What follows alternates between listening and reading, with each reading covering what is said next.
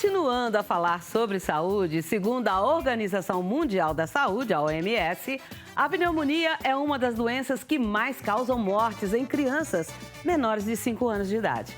Mas essa doença pode ser tratada se identificada de forma precoce.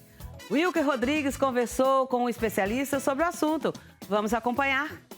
Segundo o DataSUS, mais de 44 mil pessoas morreram por conta da pneumonia entre janeiro e agosto deste ano. A gente vai conversar mais sobre esse assunto agora com a doutora Fernanda Miranda. Ela é pneumologista. Doutora, seja muito bem-vinda. Obrigado por falar com a gente sobre esse tema. Eu que agradeço o convite, é um tema muito importante.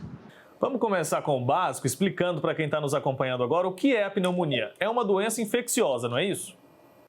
Sim, na maioria das vezes sim, é causada por bactérias e vírus, na sua imensa maioria, e é quando esses germes adoecem os nossos alvéolos, os nossos pulmões, causando ali um processo inflamatório. Isso é a pneumonia. E é uma doença que afeta pessoas de todas as idades da mesma forma ou não, doutora?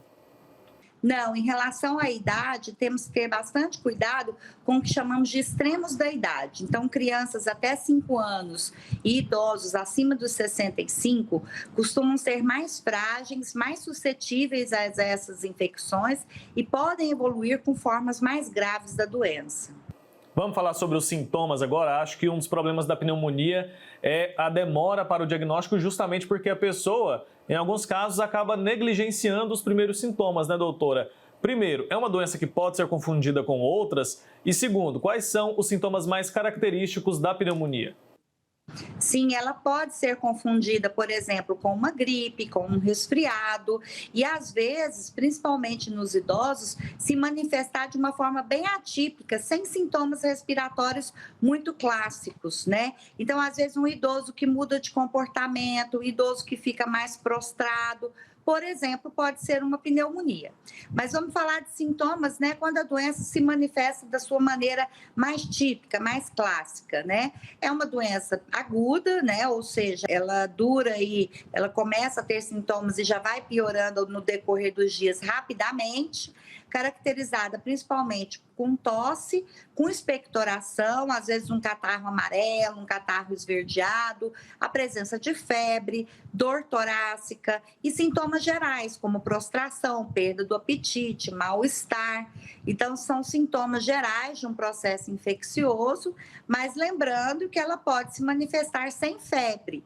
Isso é importante porque muitas vezes os indivíduos falam, nossa, mas eu não tive febre, como é que eu estou com pneumonia, né? Então, lembrando que às vezes pode acontecer, mas de maneira clássica é a febre, o mal-estar, a dor torácica, a tosse, o catarro, às vezes acompanhado de uma falta de ar, são sintomas bem típicos de um quadro pneumônico. Doutora, quais são os fatores de risco? É verdade aquela história ali que a mãe da gente conta, que não pode pegar friagem no peito, tem que tomar cuidado ali na hora de consumir algum alimento mais gelado? Conta pra gente o que é verdade, o que é mito com relação a esse tema. Pneumonia e os fatores de risco, o que pode provocar essa doença na gente?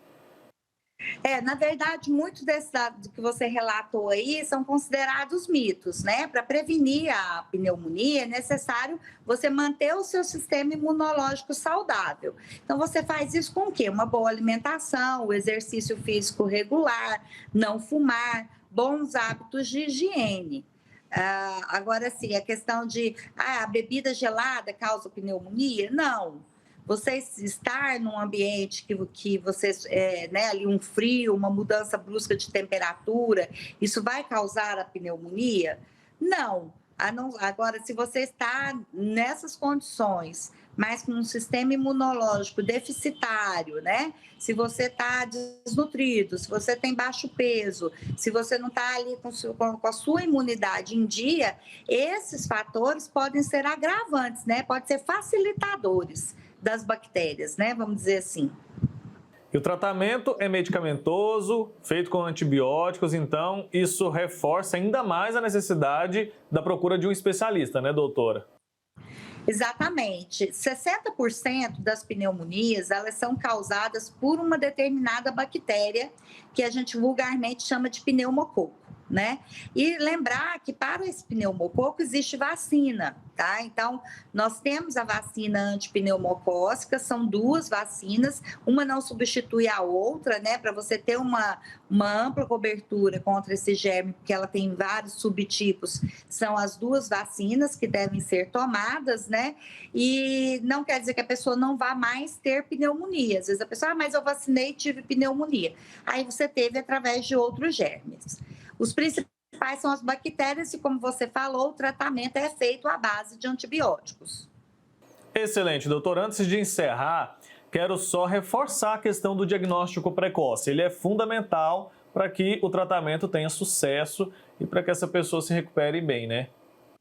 Importantíssimo, porque quanto mais precoce é feito o diagnóstico e iniciado o tratamento, mais chances de não haver uma forma grave da doença. Porque se fica aquela pneumonia muitos dias ali, a bactéria ela não espera, né? Ela vai se proliferando, ela vai aumentando, vamos dizer assim, o tamanho daquele acometimento, podemos acometer até os 2 pulmões, né?